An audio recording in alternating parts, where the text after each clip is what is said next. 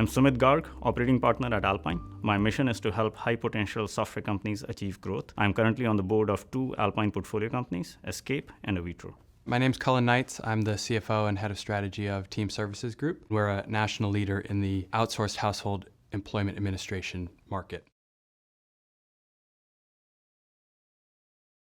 Product market expansion can be a huge lever for value creation in our portfolio companies. It gives us ability to not just sell new products to existing customers, but also acquire new customers. It's just a phenomenal way to turbocharge the growth that we might be able to realize in the core platform business that we're originally operating. However, not all products are fit for product market expansion. It's not always obvious where to look for that opportunity. There should be indicators in the current business that give us confidence that this is a strategy that we can pursue.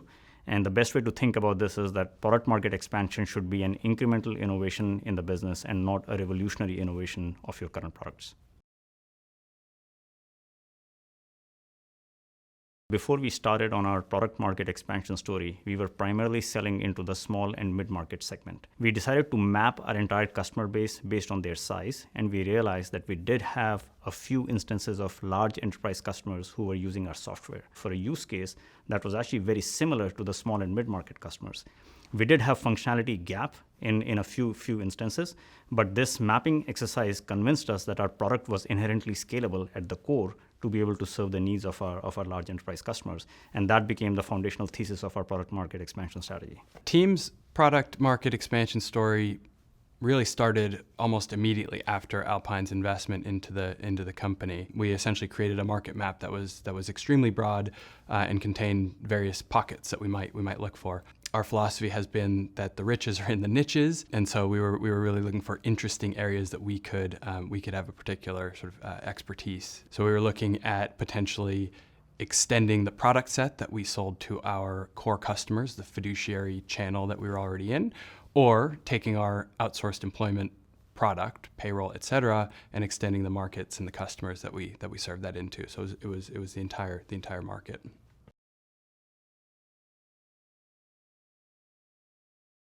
As an executive team, the first mindset shift that we had to make was to reimagine the sandbox that we operated in. Instead of a $200 million small and mid-market segment, we now had to operate in a $2 billion enterprise space, where the needs were different and the competitive environment was different. Our customers needed better UX, they needed more security, they needed workflows, and these are things that we had to add in our product. The competition that we were going against was more sophisticated and very different from what we had previously competed in. How we were selling was also very different, because now we had to sell to senior level executives in the IT organizations, and we had to sell not just based on what our product did today, but on our roadmap and what our strategy is, and how we are the right partner for them for a long-term journey of the organization.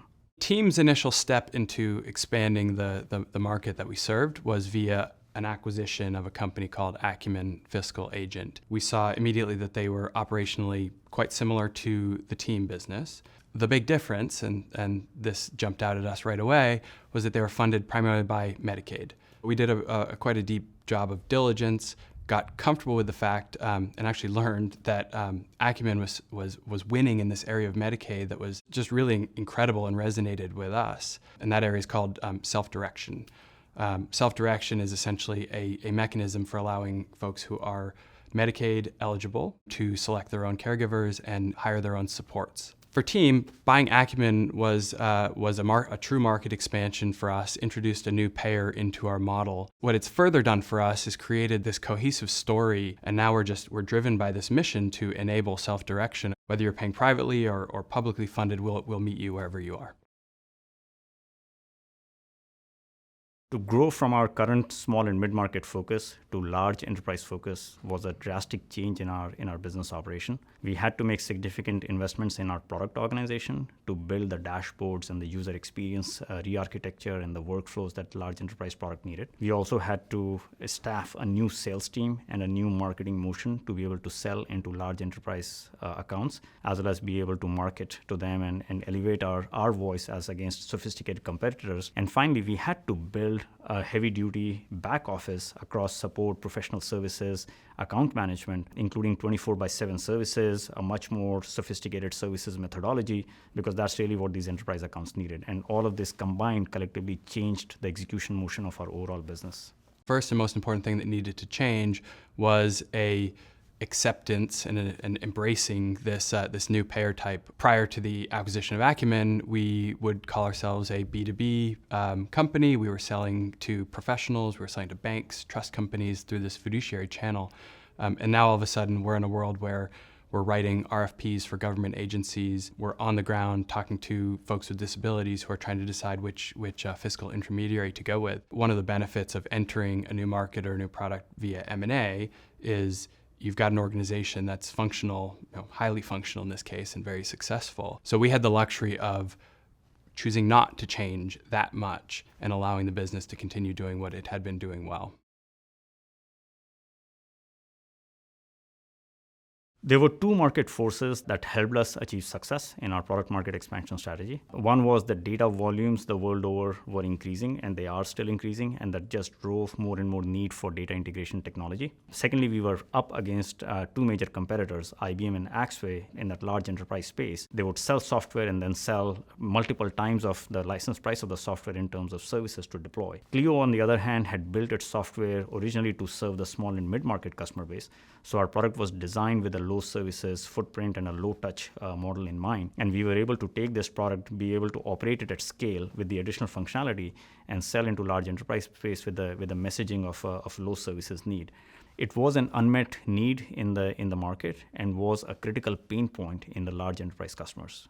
So far for Team, the market forces have been nothing but positive. We are beneficiaries of a couple of major trends. First is a trend towards getting care at home versus getting care in an institution. And then the other is a trend towards self-direction. So we're loving the interplay of those two things and think that it's a trend that will continue for a long time.